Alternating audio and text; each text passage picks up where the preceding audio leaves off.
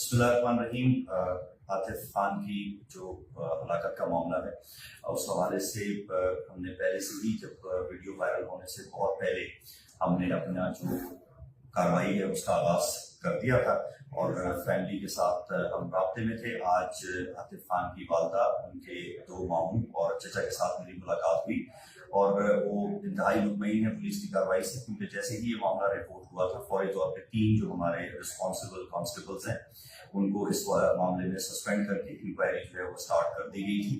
और जब मजीद जो उस मामले के जो पहलू हैं वो सामने आए हैं, उसके बाद जो हमारा एक सिपाही है जिसने इसके ऊपर फायर किया था